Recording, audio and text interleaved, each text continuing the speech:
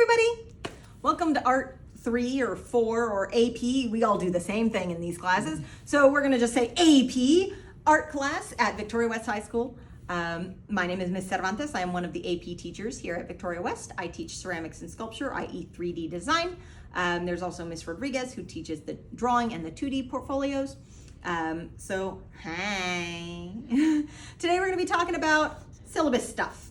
The main important things to know on the syllabus are our personal information's up at the top. It has things like our name, our room number, our email, our phone number, in case your parent needs to contact us. We have the grading policy on here, including the late policy and the AP exam policy for those of you that are AP and not just 3 or 4. And we also have the materials list. Look at that, so gorgeous. It's not in color, forgive us. We don't have access to a color printer yet. All right, so let's talk about grading first.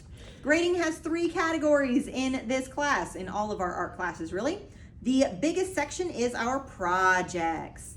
Now, those of you in our advanced classes, 3, 4, and AP, you don't have a large number of projects, which means that each one of them is going to feel like it's worth even more than 50 points, or 50%. It's not, like altogether it's 50%, but each 9 weeks you might only have 1 or 2 projects. They need to be nice projects because the next section that you have, quizzes, 30%, that's in that next biggest pie section right there.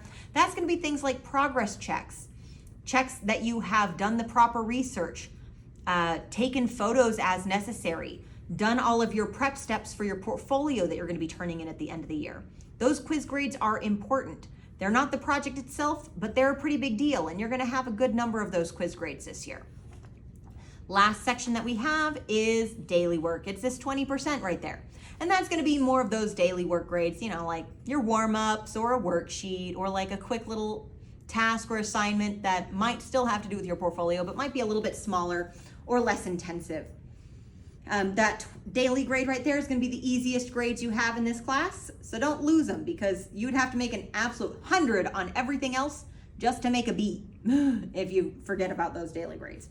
All right, late work policy. Our late work policy is a little different this year, at least a little different than we might have stated it before, but this is effectively what it's turned into, so we're just formalizing it now, okay?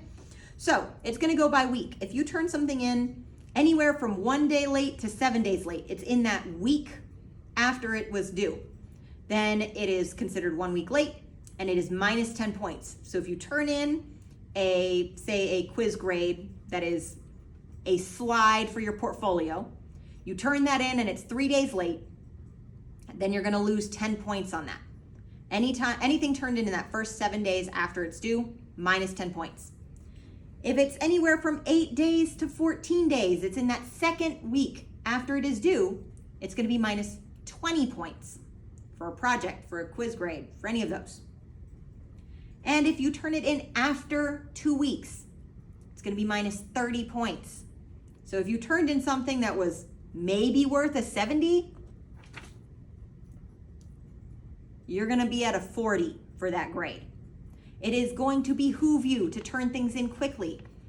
Though, you know, keep up the lines of communication because we can give you a little bit of leeway if you tell us, hey, I'm not gonna be here that day because I have a doctor's appointment, football game, whatever.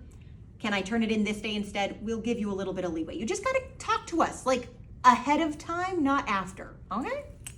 Keep up on that. All right, last thing down here says end of 9 weeks. At the end of the 9 weeks, gradebook closes. When gradebook closes, I can't give you any late points. I just can't. There's no more time. There is that finite end. If something is due like 2 days before the end of the 9 weeks, I can take it up to the 9 weeks ending. That's it. Just be aware. All right, last thing is up here, AP exam policies. So this is going to pertain particularly to the AP students. You AP students have an exam at the end of the year. Now for us, it's a portfolio. You don't have to go and take a paper test. But you do work on it all year long, very literally all year long, which means that it is expected you will submit that portfolio at the beginning of May. If you do what some of our kids do, where you practice and restart and don't organize yourself, and you end up not getting that submitted, you're gonna end up owing the school district $40. That is called a no-show fee because you didn't show up. They're paying $90 for you to take this exam. You're basically gonna have to pay them back almost half. That's just how it is. If you do register for the AP course late, like after November, I think it is, after the beginning of November, then you will also be paying a late registration fee. So if you're in Art 3 or 4 right now and you would prefer to be in AP because you're gonna be doing all that same work anyway, you might as well get the AP credit, then you need to talk to your counselor ASAP so that you can get in before November and have to pay that fee. It's no fun. All right, let's take a look-see. All right, so I think that's everything grade-wise. Required materials. So your required materials. All right, so first things first, this course has a $40 supply fee. That supply fee allows us to buy the materials that you use up throughout the year. Things like paint or canvases or clay or glaze. If you use a lot of spray foam or spray paint, things that y'all tend to use up, glue sticks, glue, paper mache, more glue. All of those things help get covered by this fee. Yes, we do have budget, but a lot of that budget goes towards those consumable materials. That $40 fee, if you're in sculpture and ceramics, will also buy you essentially a block of clay that is your own, that other kids don't get to use and you get to use for projects and, honestly, if you want to, some other little stuff just for funsies. Keep it school appropriate, otherwise I can't fire it. Let's see, that $40 fee, the due date for that fee is early September whenever our budget opens. I don't know the exact date just yet, but it should be anywhere from the 5th to the 10th of September. Whenever our budget opens, that's whenever your fees are due. If you cannot pay it all at once, that's not a problem. Talk to us. We can put you on a payment plan. Maybe you're only able to do $5 a month until the end of the semester or something like that. Maybe you can pay $10 now, $20 later, and another $10 down the line. Whatever works, we'll take. We have no problem with that. If there is absolutely no way that you can pay this fee, it's not gonna happen, like there's no way. All of your money goes towards the electric bill or something, or maybe like a new purse or your best friend's birthday gift, I don't know. You don't have the ability to pay that, send us an email, send us a note, have your parents do it yourself, send us some kind of like explanation that you can't do it, and we will do our best to help accommodate where we can. It's not 100%, but it's better than nothing. So yeah, be aware of that. If you do not get to this fee to us by the time that September due date rolls around, it's not gonna hurt your grade. That's really shady business. We're not gonna do that.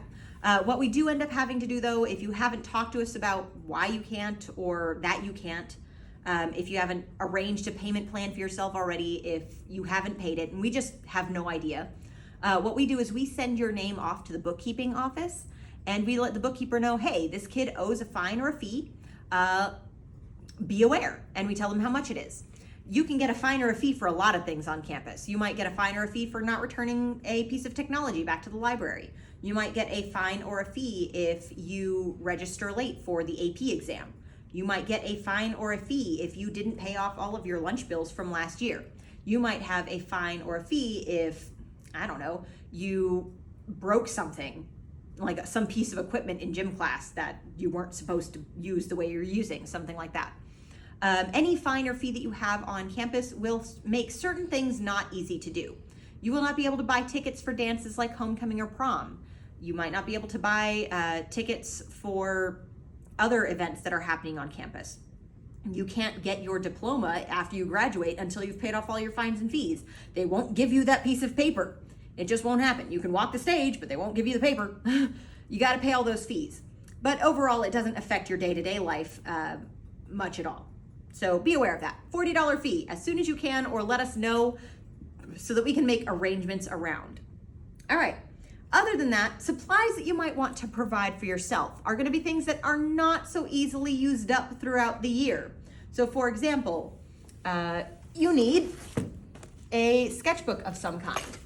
Our preference is something more like this one right here, high quality, nice sketchbooks. Usually a mixed media works really well. This is where your sketches are going. A lot of your organization for your thoughts and your portfolio organization is going to go in here. A lot of notes end up going in here, especially your brainstorming kind of notes, and preliminary sketches go in here.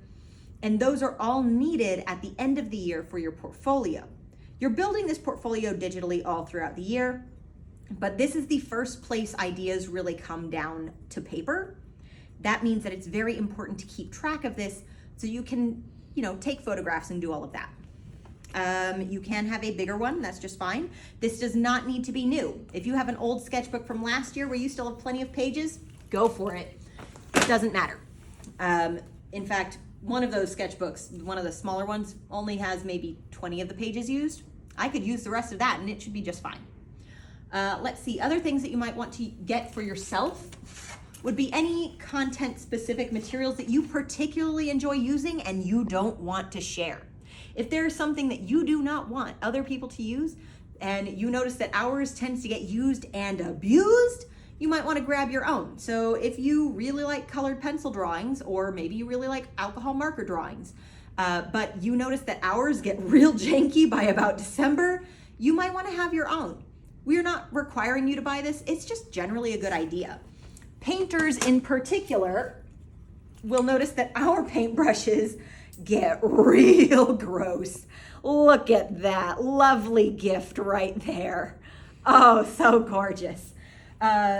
Beginner paintbrushes and things like that don't tend to be super expensive, especially at like Hobby Lobby and things like that. They'll usually go on sale every once in a while. It's a good idea to grab some of your own. If there is any particular sculpting tools that you really enjoy, you'll notice that these ones are kind of ganky looking because these are the ones I have in class for everyone. If you want your own, by all means, have your own. I'm not going to be mad at you for it. No one's going to be upset with you for it. I just ask that you keep them all in something. Have some kind of bag, have some kind of box that you can keep all of your own stuff in so that other kids don't go messing with it. That's all I'm going to ask. All right, so I believe that is everything. That should be all of your grading. That should be your required materials, etc. Don't forget about your little coupon that you can return for a free 100. And yeah, that's everything, guys. It's going to be a really good year. By the end of the year, you should have a nice portfolio of work. I think the only other thing that we're going to need you advanced kids to know is that throughout this year when you're building your portfolio, you are going to be doing that via Google Slides. And in the second semester, we're also hoping that you will help build a website for yourself on Google Sites, which means you are going to need an email that you can use those things on. Gmail is free. You don't have to use this for anything in particular. So if you already have a Gmail that is your personal Gmail, awesome. You're welcome to use it. If you do not have a Gmail, some other email sites apparently work with the Gmail, with the G Suite. But if you don't have one, you might want to create one. My Gmail is just my first and last name. But any personal Gmail that you have works pretty well.